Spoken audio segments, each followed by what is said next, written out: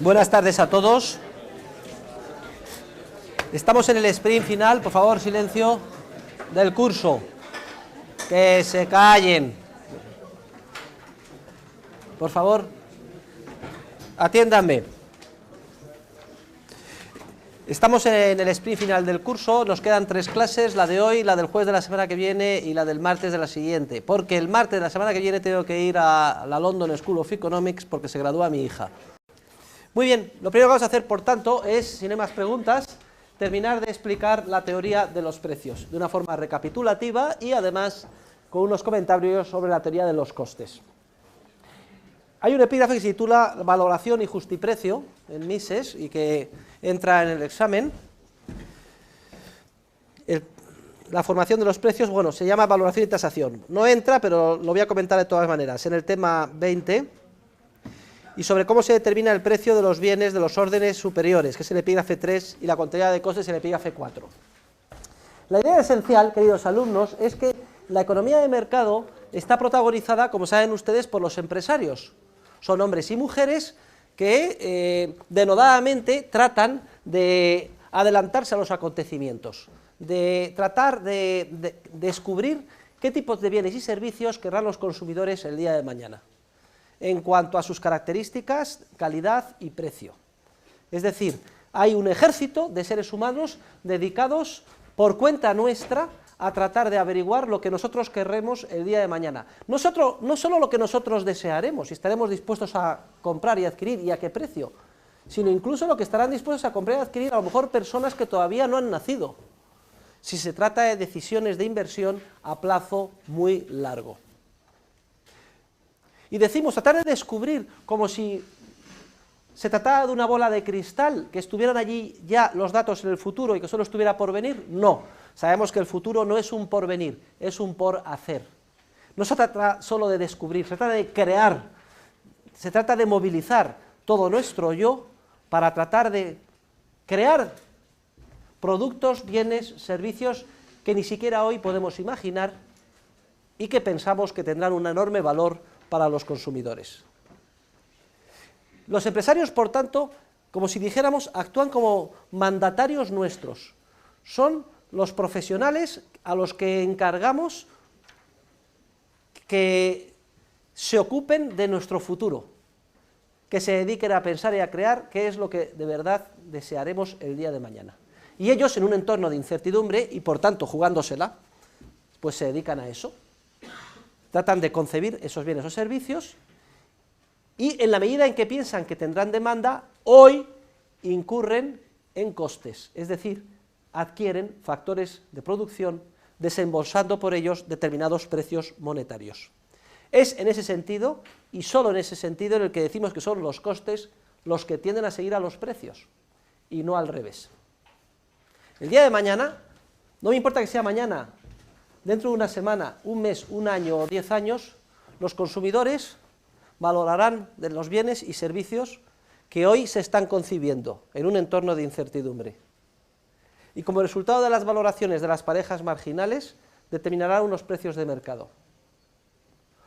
Hoy lo que los empresarios hacen es tratar de descubrir cuáles serán esos precios de mercado, qué nivel alcanzarán, y en un entorno de incertidumbre adquirir factores de producción para emprender esos procesos productivos que van a madurar en esos bienes que eventualmente nosotros querremos adquirir.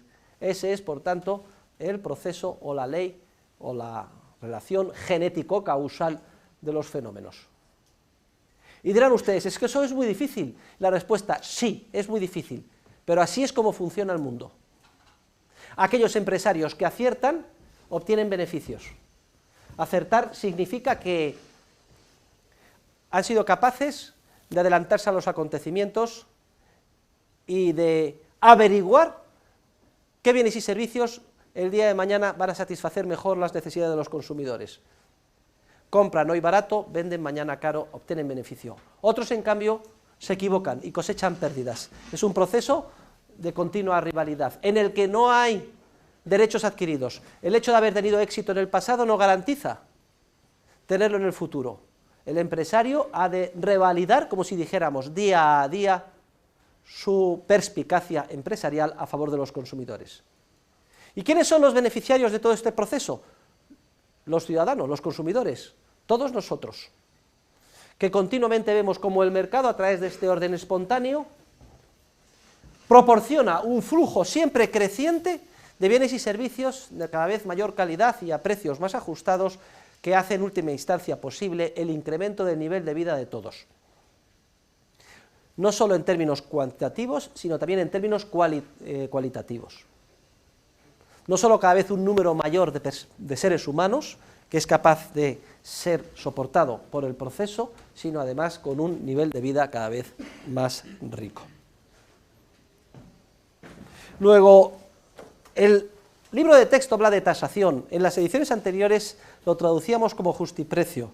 En realidad es el proceso por el que los empresarios prevén cuál es el precio de mercado del bien que estaremos dispuestos a comprar o adquirir en un futuro más o menos lejano. Fíjense ustedes, por tanto, y con esto termino, cuál es la concatenación de los acontecimientos. Empezamos en el futuro, y no me gusta poner, digamos, representaciones matemáticas, que son subíndices en variables. Las valoraciones en el momento T+1, que todavía no ha llegado a producirse, determinarán a través del proceso de competencia bilateral un precio, y ya hemos visto a través de qué mecanismo se determina ese precio, valoraciones de las parejas marginales, un precio de mercado. Y hoy,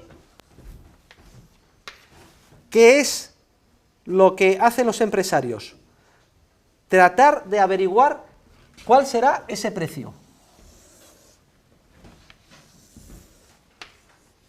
Y en función de eso, hoy adquieren factores de producción, es decir, incurren en costes, que son los precios monetarios que se pagan por los mismos para producir ese bien que se venderá el día de mañana.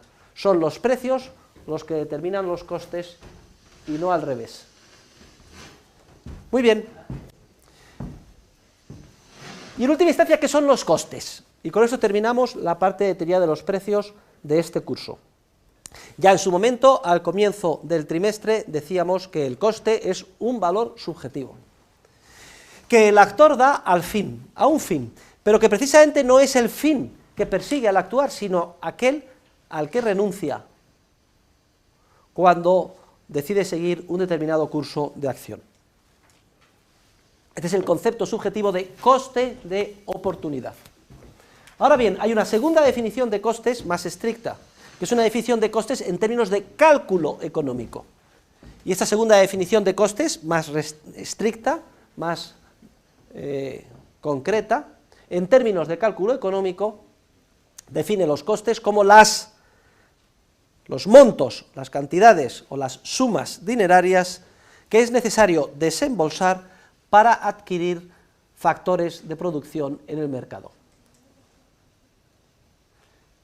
Y efectivamente, todo empresario, cuando saca adelante un proyecto empresarial, está continuamente adquiriendo factores productivos. Compra los servicios de muchos tipos de factor trabajo, adquiere, pues a lo mejor, una fábrica, o alquila un local comercial, ordenadores, programas, tiene que pagar luz, electricidad. Todos esos importes, en términos monetarios, que desembolsa para comprar los factores de producción que exigen de forma complementaria el proceso que él está emprendiendo y llevando a cabo y que culminará el día de mañana en la producción de bienes que esperamos podrá vender a un precio suficientemente alto, todos esos precios que paga por los factores de producción son los costes en sentido estricto monetario. Ahora, hay una conexión muy clara entre el concepto de coste como instrumento del cálculo económico, es decir, una suma de unidades monetarias desembolsadas para adquirir factores de producción, y el concepto de coste en términos generales que hemos recordado al principio, como el valor subjetivo que damos a un fin al que renunciamos cuando decidimos seguir una línea concreta de actuación.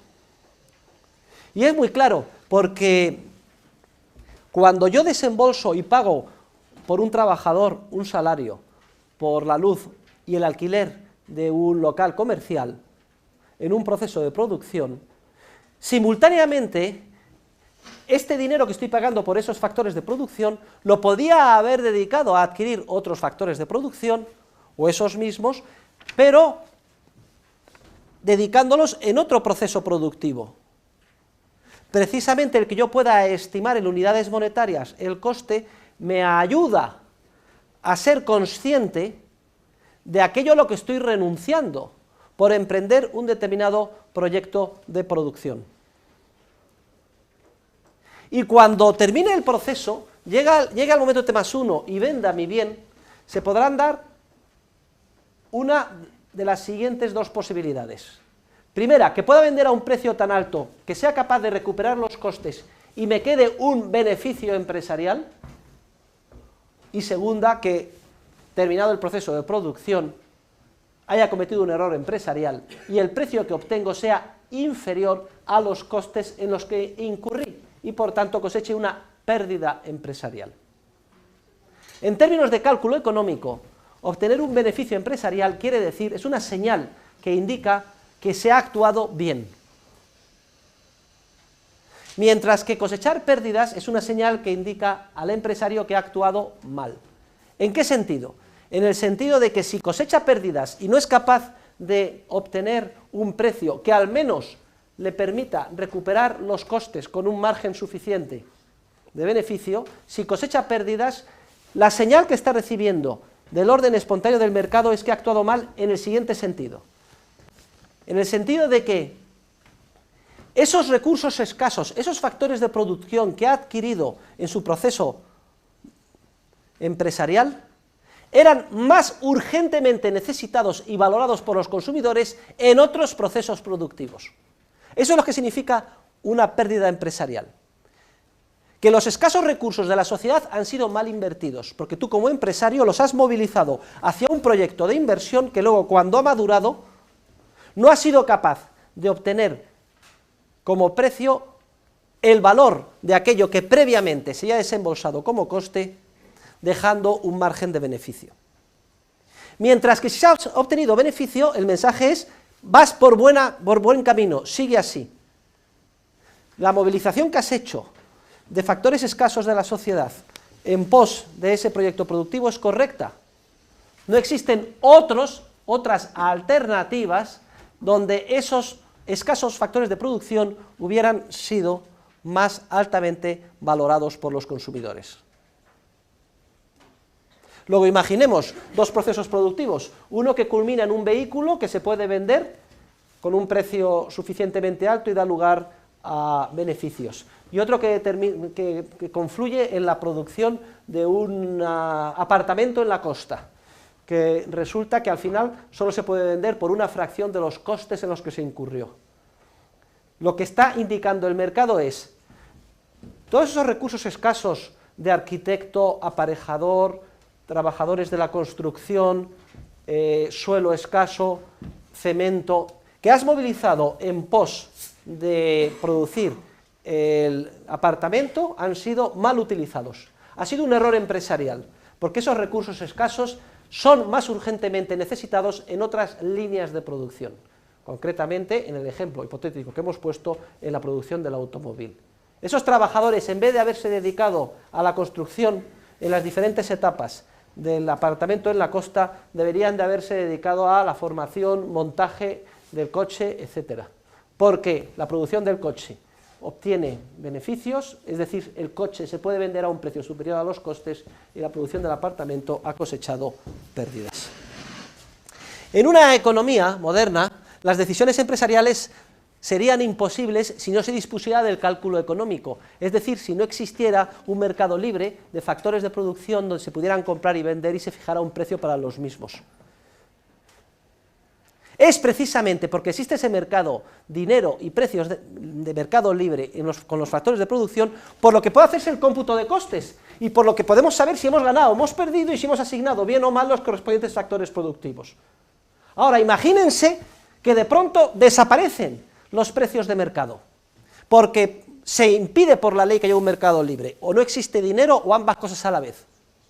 ¿Cómo podríamos conocer si hemos actuado bien produciendo el coche o produciendo el apartamento? Nos encontraríamos en la más absoluta oscuridad. Sin cálculo económico perdemos la guía esencial que orienta la acción de los empresarios en las múltiples y complejísimas decisiones y acciones que continuamente día a día tienen que llevar y tomar a cabo.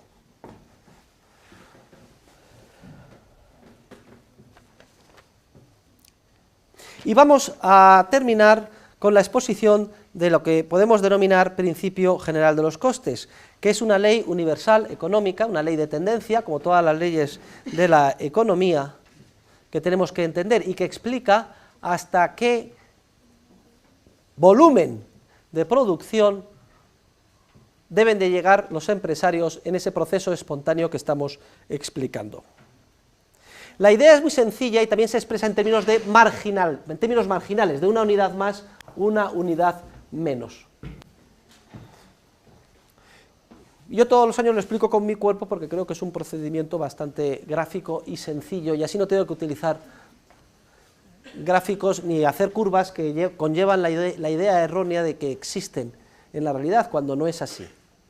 Hemos hablado de un proceso temporal. Todos los procesos de producción son procesos temporales, conllevan tiempo, una serie de etapas sucesivas. En ellos colaboran una serie de factores de producción complementarios que el empresario adquiere incurriendo en costes.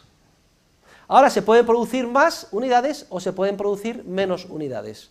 ¿Hasta qué nivel llegará el mercado? ¿Cuándo deberá seguirse adelante produciendo más o cuándo deberá pararse el número de unidades de producción? Lo que les estoy a ustedes explicando es el proceso de producción de vehículos. Cualquier fábrica, la Ford, en Almusafes, en Valencia, ¿cuántos vehículos producirá al año? ¿30.000, 40.000, 100.000, 1 millón? ¿Hasta dónde debe llegar y hasta dónde no? ¿Es que si ha sido un error producir el apartamento, significa que no se va a producir ninguna casa en España, no se va a construir ninguna vivienda?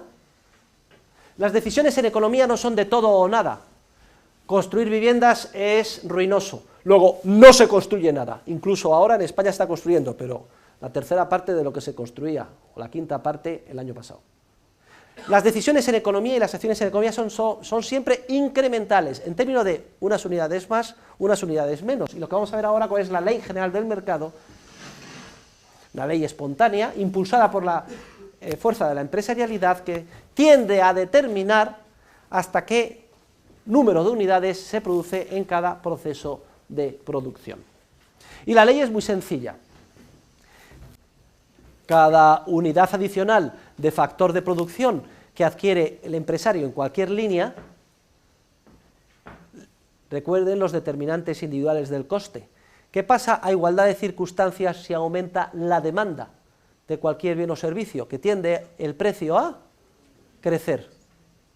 Luego, cada unidad adicional de factor de producción, sea una hora más de trabajador, sea un mes más o un año más de alquiler de la instalación, o sea un ordenador más que adquiero, a igualdad de circunstancias, cada unidad adicional de factor de producción que tiende a comprarse por el empresario para un proceso productivo, y a nivel agregado de un sector lo mismo, tiende a costar más.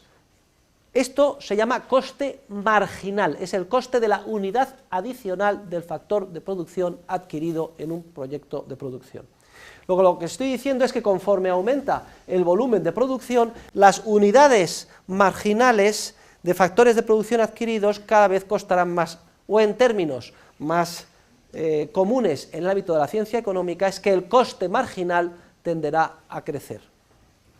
Claro, los factores, ya sabemos, se adquieren por los empresarios para ser utilizados y recombinados de forma complementaria en un proceso de producción que, después de una serie de etapas y un periodo temporal, madura eventualmente en un bien o servicio de consumo.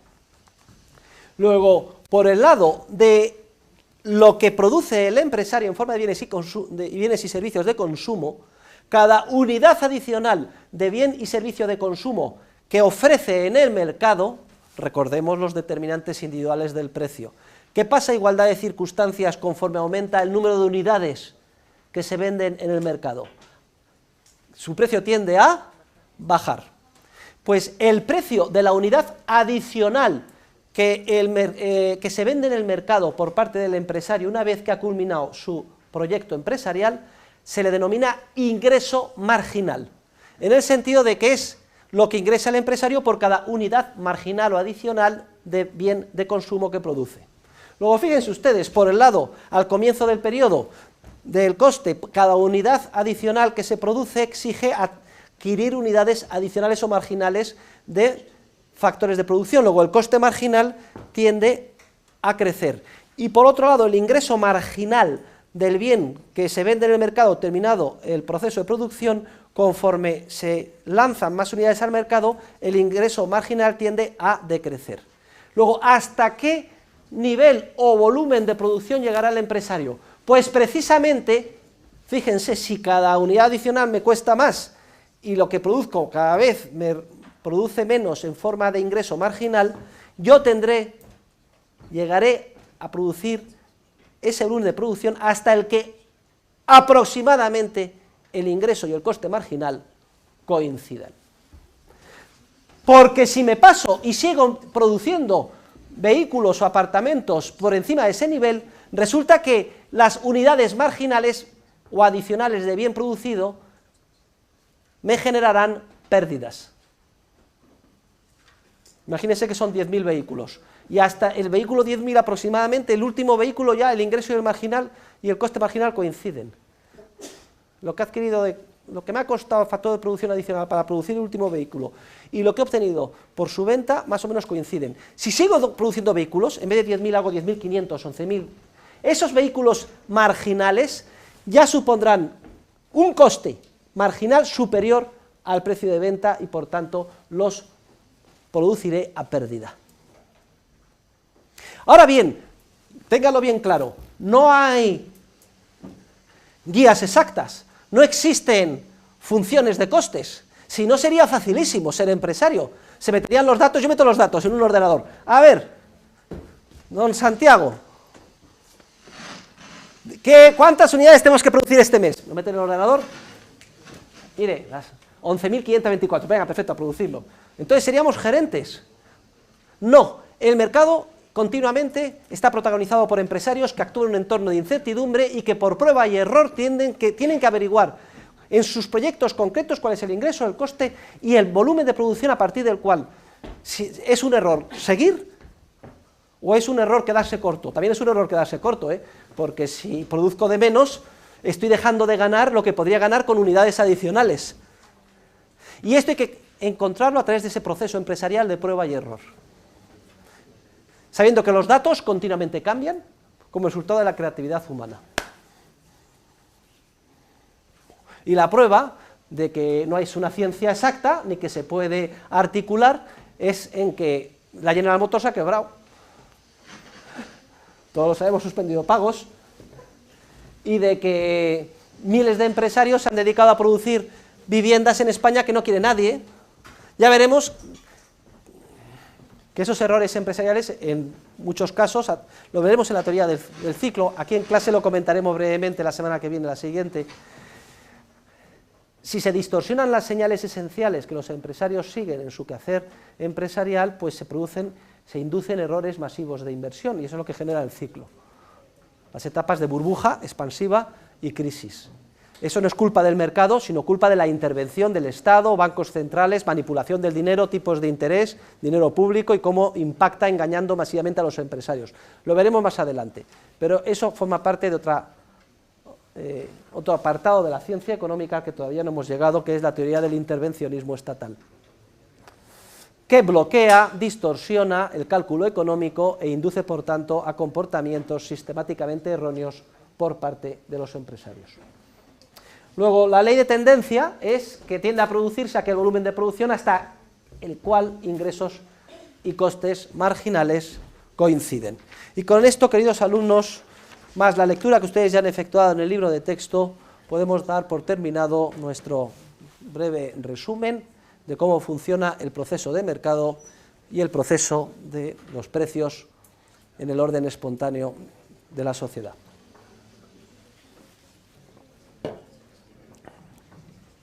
Muy bien, pues hecho esto, vamos ahora a estudiar la competencia y el monopolio. Además me traigo un poema sobre Tony Smith y la increíble máquina de hacer pan. Es el tema 21. Vamos a ver los temas 21 a 23.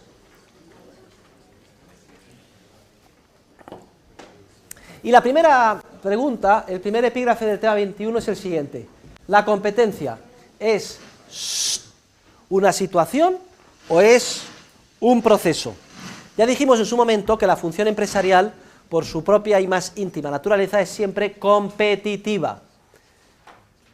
Y que competencia venía del latín competitio, que significa concurrencia múltiple de peticiones sobre una misma cosa a la que hay que asignar un dueño. La competencia, queridos alumnos, es un proceso dinámico de rivalidad.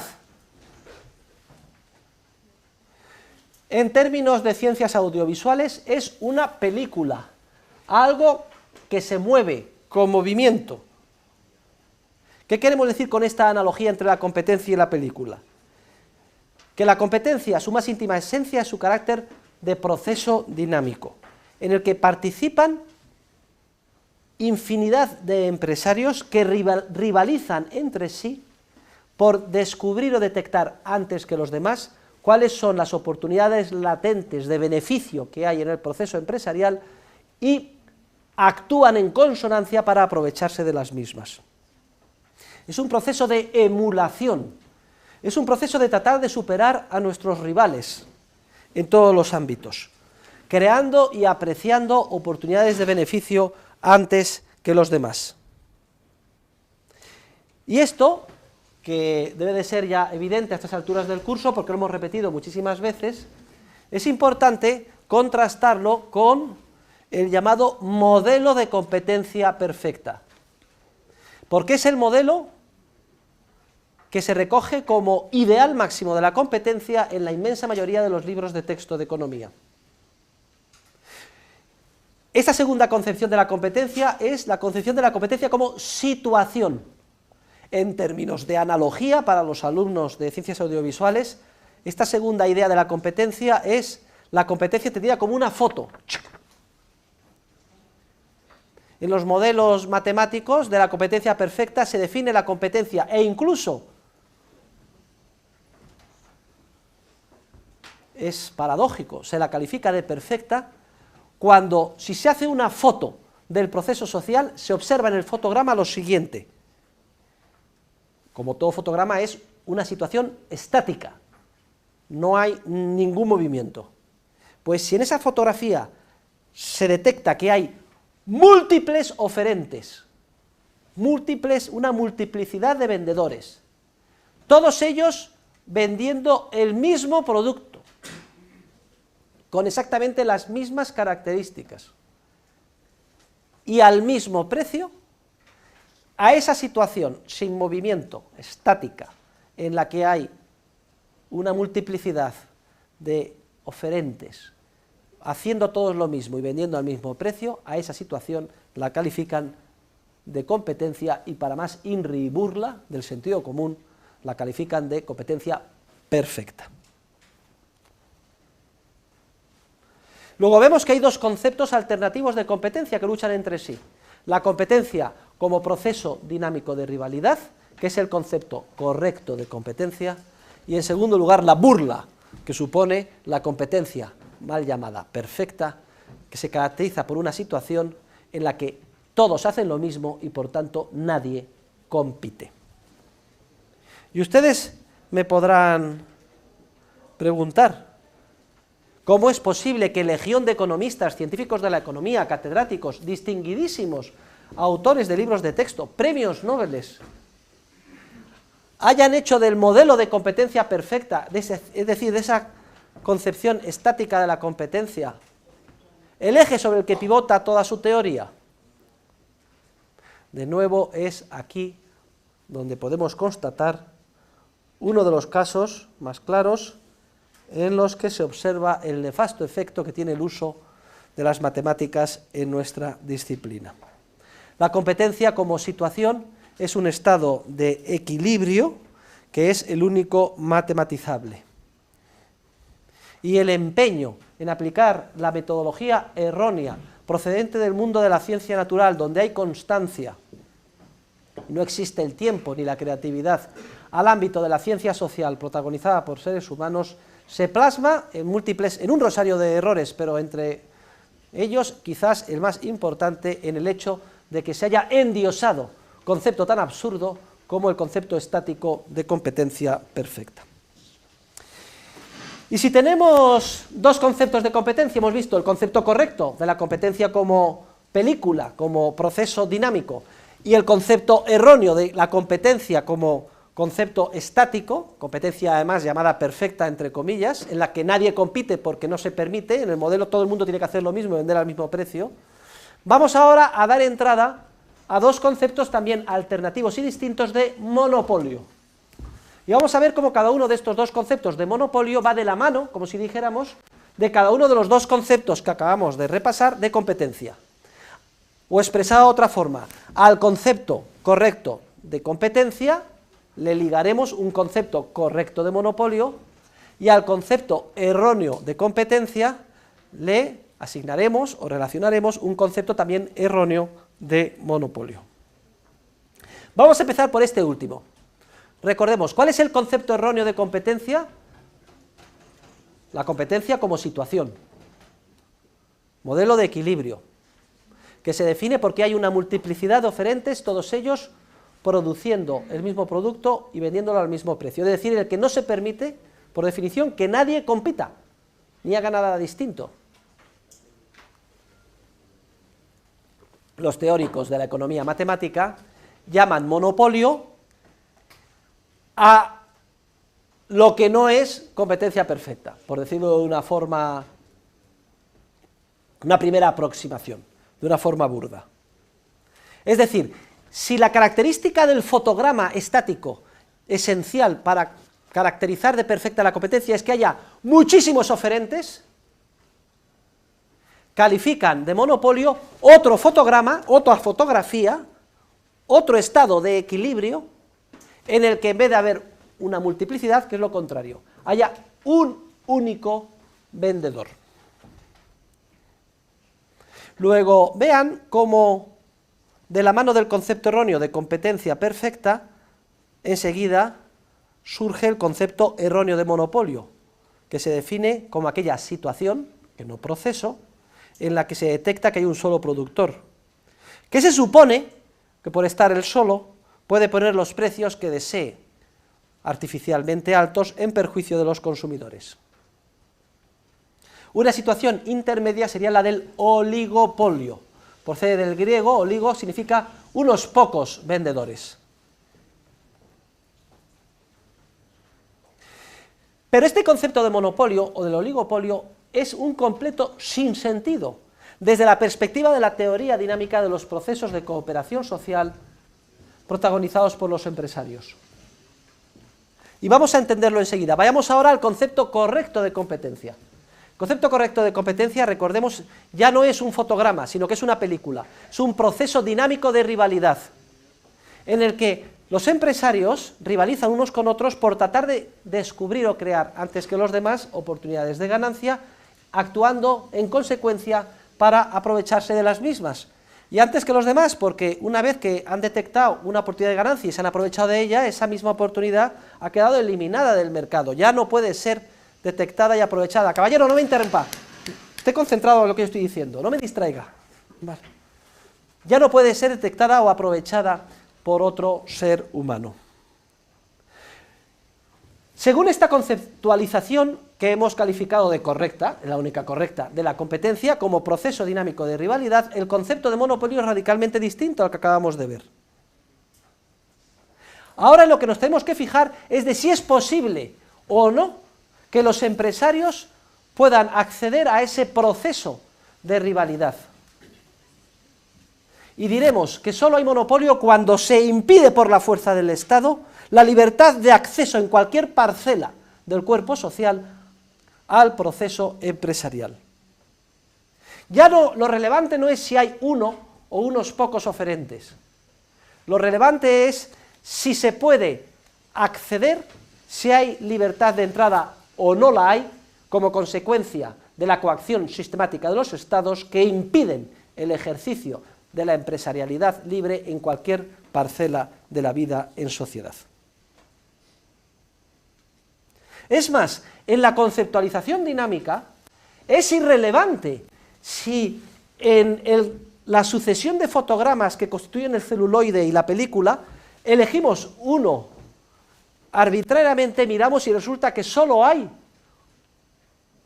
un vendedor. Si el que observa que solo hay un vendedor en ese fotograma aislado, elegido, es un economista matemático, inmediatamente pondrá el grito en el cielo y dirá: ¡monopolio! El tan odiado monopolio, explotación de los consumidores, hay que perseguir.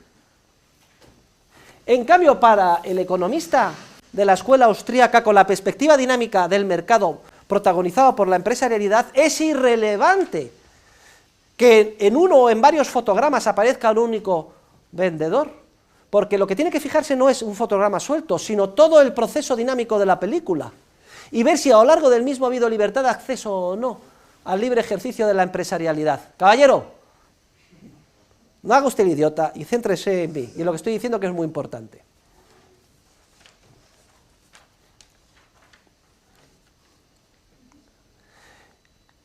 Y si a lo largo del proceso dinámico vemos que hay libertad de acceso, entonces habrá competencia en sentido dinámico, con independencia de que, y es irrelevante, en algunos momentos concretos solo haya quedado un vendedor. Es más, si en algún momento concreto ha quedado un vendedor y hay libertad de acceso a la empresarialidad, el hecho de que en ese fotograma aislado aparezca un único vendedor, es decir, el tan odiado monopolio desde la perspectiva de la conceptualización errónea, lejos de ser una muestra de que se está actuando mal y en contra de los consumidores, es una muestra de justo lo contrario.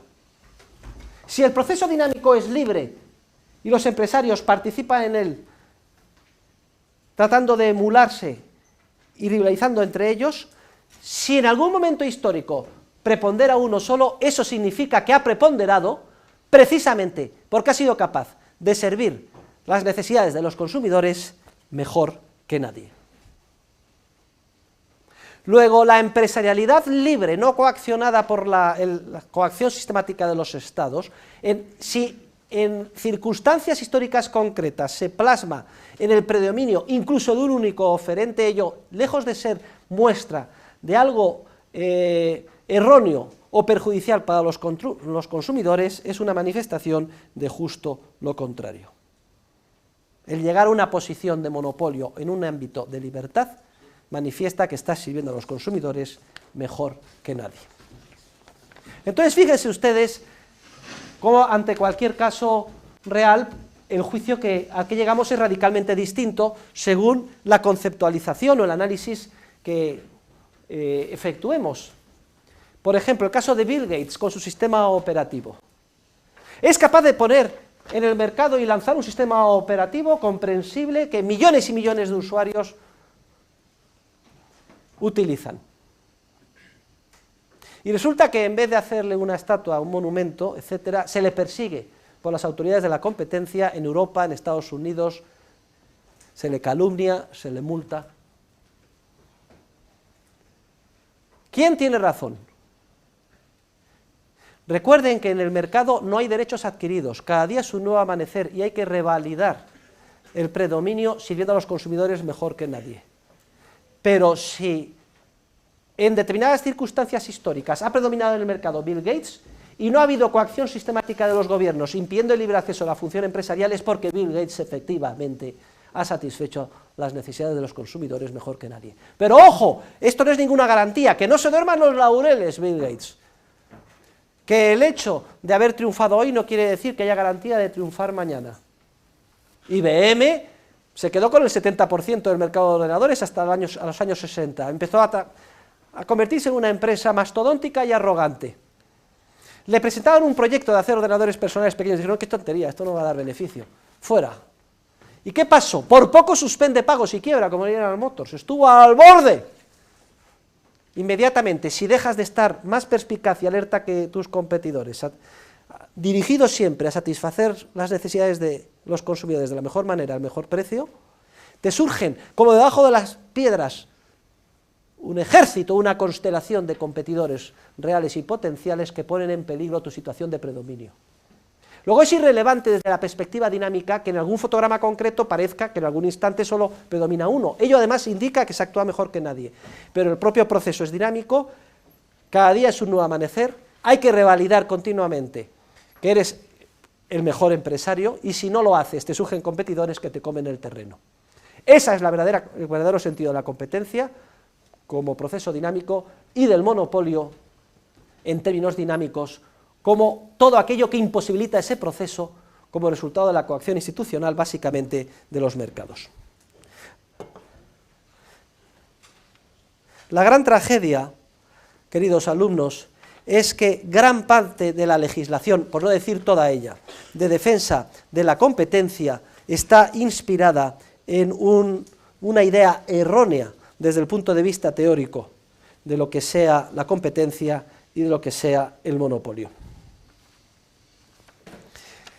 La legislación de defensa de la competencia, la ley de competencia desleal, está toda ella construida en base al concepto matemático de competencia, concepto erróneo de competencia, y en base al concepto erróneo de monopolio. Y entonces sistemáticamente se persigue a los empresarios, y esa es la gran paradoja, que más éxito tienen a la hora de satisfacer los deseos de los consumidores. Y además se les persigue sin tregua ni cartel, ni cuartel. No se les permite tener éxito y predominar sobre sus competidores. Si cobras más que los competidores, ojo, la ley dice que es indicio de abuso de posición dominante y de monopolio. Estás explotándoles. No puedes cobrar más que los consumidores. Si cobras menos, que los competidores, cuando acabo de expresar, si cobras más que los competidores, es porque estás abusando, como Bill Gates. Si cobras menos que tus competidores, también está prohibido en la ley. Se le llama competencia desleal. No puede usted cobrar menos. Está prohibido vender la ley por debajo de coste. Fíjense, toda la legislación hecha en base a la conceptualización matemática. Piensan que los precios los determinan los costes, y el que vende por debajo de coste es un competidor desleal. Está prohibido vender menos que los competidores. Pero también está prohibido vender al mismo precio que los competidores. Porque si vendes al mismo precio que tus competidores, enseguida tienes indicio, te acusarán de confabulación, de que te has puesto de acuerdo con tus competidores para vender al mismo precio. Y esto que parece una parodia no lo es. Si se leen ustedes toda la legislación de defensa de la competencia, la conclusión a la que se llega es que eres un criminal en potencia, que hay indicios de actuar perverso en contra de los consumidores, no importa lo que hagas. Si vendes a un precio superior, confabulación; si vendes a un precio superior, abuso de posición dominante; si vendes al mismo precio, confabulación; si vendes a un precio inferior, competencia desleal, cutthroat competition, también llamado dumping. Y vamos a leer una poesía, un poema, vamos a repasarlo juntos, que lo tienen ustedes en las lecturas, que ya lo habrán visto, que se titula Tom Smith y la increíble máquina de hacer pan. Está en el volumen 1 de lecturas, ¿en qué página? Tiene por ahí, vamos a ver más. En la 179. Venga, miren, dice lo siguiente. Esta peregrina historia trata del buen Tom Smith, que le quitó el hambre al mundo y pasó de héroe a vil, una persona vil, mala. Tom, tiene aquí un argumento para una buena película. Tom fabricaba juguetes, eran su especialidad. Por eso a todos asombra cuando se pone a hacer pan. La máquina que ha inventado no es de poco más o menos, hace el pan casi de balde, en rebanadas y envuelto. ¿Imagináis el milagro? ¿Calculáis las consecuencias? Al fin come el mundo entero, gracias a Smith y su ciencia. Es como cuando Bill Gates era el héroe. Le recibe el presidente, todo el mundo le festeja, y honores y distinciones llueven sobre su cabeza. Pero, ¿hay algo tan voluble como la cochina fama? De Tom, héroe de hoy, ya nadie se acuerda mañana. El tiempo vuela, y Smith, aunque se ha hecho millonario, no es ya nadie para quienes comen su pan a diario. ¿De dónde viene ese pan?, le preguntáis a la gente, y ellos comen y se extrañan. Ah, pero ¿no lo hubo siempre? Todos damos por supuesto que nuestro ordenador tiene que funcionar y Windows también. ¿No lo hubo siempre? Tenemos derecho a nuestro ordenador personal y a que funcione Windows. La verdad es que eso a Smith no llega a quitarle el sueño, pues piensa, todo va bien, yo rico y ellos contentos. ¿Que todo va bien, Smith? No contabas con la huéspeda, sino ved lo que pasó a partir de aquella fecha, en que al subir los impuestos, y aun sin irse de la mano, tuvo que subir algo el pan. Ahora ya cuesta 1 centavo. ¿Qué pasa?, clama la gente. ¿Qué pretende el muy infame? ¿Quiere lapidar más millones a costa de nuestra hambre? Vean su caricatura. Gran panza, hocico porcino, quitando el pan de la boca a un famélico chiquillo. Como el pueblo democrático es lo primero, nadie podrá discutir que en asuntos de esta clase a él le toca decidir. Intervienen presurosos los agentes del gobierno, menos mal que tenemos una comisaria en Europa de competencia, y una Dirección General de la Competencia en España, y un Tribunal de Defensa de la Competencia. Intervienen presurosos los agentes del gobierno, y lo que encuentran les pasma, el trust del pan, nada menos, trust, en inglés, el monopolio. La cosa se pone seria, y curándose en salud, Smith decide pasarse por la oficina antitrust, por el departamento gubernamental que nos defiende la competencia. Allá va sombrero en mano. Les han engañado a ustedes, yo no he quebrantado la ley. Pero el funcionario advierte, en época tan compleja no basta la ley, hermano, es mucho más eficaz dejarlo todo de nuestra mano. Y por si usted no se encuentra ducho en estos menesteres, le diré cuál es la norma, para que de una vez por todas se entere. Aumento ilegal de precio es cobrar más que un colega, pero si cobra usted de menos, es desleal competencia. Y téngalo bien presente, no haya en esto confusión, que si cobran todos lo mismo, será confabulación. Luego no pueden cobrar ni más, ni menos, ni lo mismo. Debe competir, es cierto, pero ande con pies de plomo, porque como conquista el mercado, ¿qué más claro monopolio? Precio abusivo o escaso, el uno al otro no quita. Si el bien público está en juego, ¿por qué no la parejita? Y pues no cuesta trabajo, a mayor abundamiento le añaden el monopolio. Hay que hacer un escarmiento. 5 años, truena el juez, y bien pudieran ser más. Hay que enseñar a esta gente respeto a la sociedad. Pasa el tiempo y termina. Ahora el pan lo hace el gobierno. Y no es preciso decirlo, todo está bien controlado y el público protegido. Claro que el pan sale a dólar, aunque el Estado lo venda a medio centavo, porque el resto lo paga el contribuyente. Miren, y con esto terminamos hoy.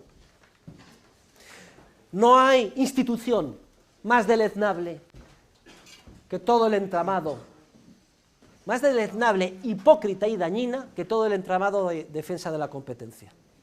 Se basa la legislación en una conceptualización errónea de la economía, ya obsoleta. La competencia no necesita ser defendida nada más que por el Código General de Leyes Civiles y Mercantiles. Toda la legislación especial de defensa de la competencia es equiparable a la antigua legislación que había en España sobre la Inquisición. Además, el proceso es muy semejante. Siempre surge como consecuencia de delaciones, generalmente de competidores poco eficientes. Y no vamos a referirnos a las cuestiones procedimentales que claman al cielo, procesos secretos garantías jurídicas nulas, condena por simples indicios, que es cierto que funciona así, sino al enorme daño que se hace precisamente al proceso de competencia sobre pretexto de defenderlo. Es vergonzoso que en pleno siglo XXI todavía sigan estas instituciones en vigor, y uno de los objetivos esenciales de todo amante de la libertad y de la economía de mercado es acabar con ella. La competencia no necesita de nadie que la defienda, y menos del Estado, simplemente de las normas tradicionales del derecho civil y mercantil. Muchas gracias a todos. Vámonos ahora a los alumnos del máster. Por favor, la lista de asistentes.